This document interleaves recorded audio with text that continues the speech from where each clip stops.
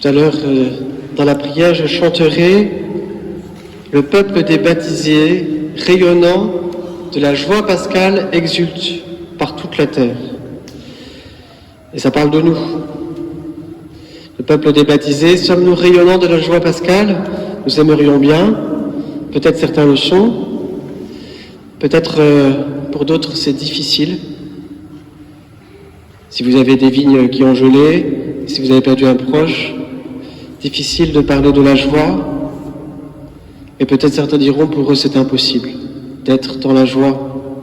Pourtant c'est à cela que le Seigneur nous invite aujourd'hui, dans ce temps pascal. Alors permettez-moi, pour que tous vous vous sentiez concernés par cet appel à la joie, de vous citer quelques mots du pape François pour commencer.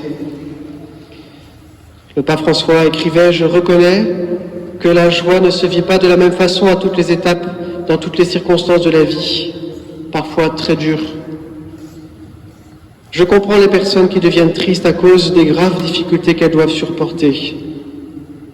Cependant, peu à peu, il faut permettre à la joie de la foi de commencer à s'éveiller comme une confiance secrète mais ferme, même au milieu des pires soucis. La joie demeure toujours au moins comme un rayon de lumière qui naît de la certitude personnelle d'être infiniment aimé au-delà de tout.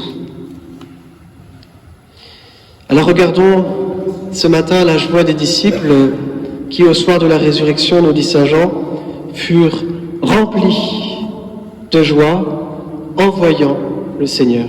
Quelle est cette joie? Peut-elle être la nôtre? C'est d'abord la joie de la présence de celui qu'on aime. Les disciples ont vu mourir le Seigneur Jésus, celui qui était devenu le centre de leur vie, l'amour de leur vie. Il est parti, il a disparu. Et nous savons en ce moment où nous sommes privés de rassemblements, de relations, combien nous sommes faits pour être ensemble, pour être unis à ceux que nous aimons, et toute distance, toute séparation, et la grande séparation de la mort, sont des blessures si grandes dans nos cœurs. Mais quelle joie de revoir ceux que nous aimons. Quelle joie d'être ensemble. Nous sommes faits pour cette joie. Et cette joie nous est offerte même dans nos deuils.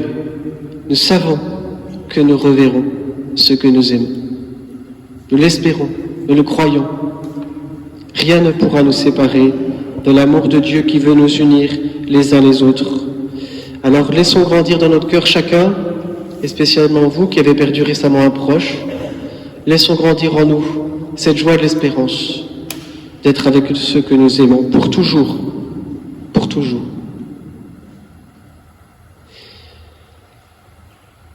Les disciples revoient Jésus au soir de Pâques, pour la première fois, mais ils auraient des raisons d'être inquiets, de se dire, qu'est-ce que Jésus va nous dire? Il pourrait dire, Jésus, bon les gars, la dernière fois que l'on s'est vu, c'était pas terrible, vous êtes tous partis, donc il faut qu'on cause. OSBD, certains connaissent. Non, la paix soit avec vous. C'est le premier mot de Jésus à ses disciples. Pas un seul mot, pas une seule allusion à leur défaillance, à leur trahison, à leur lâcheté, à leur pauvreté, à leur misère. Pas un mot, pas une allusion.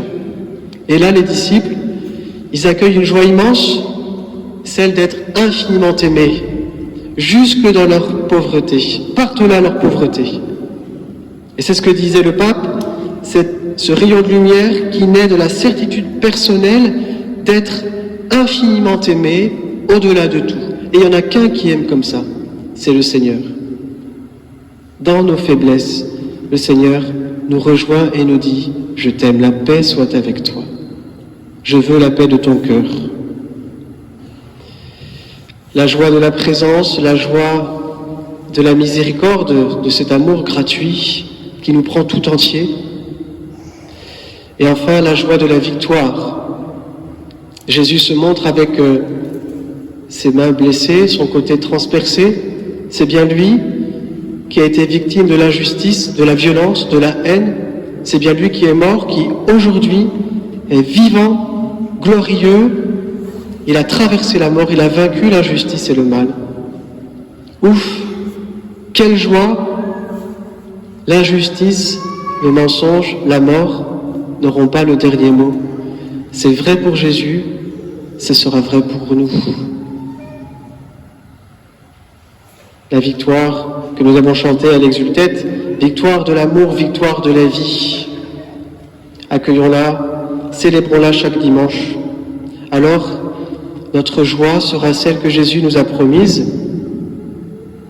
Votre joie, nul ne pourra vous la ravir, parce qu'elle sera la joie du ciel, et le ciel tient bon, la joie d'être unis pour toujours, la joie d'être aimé infiniment, la joie de la victoire, c'est la joie du ciel, et elle nous est offerte.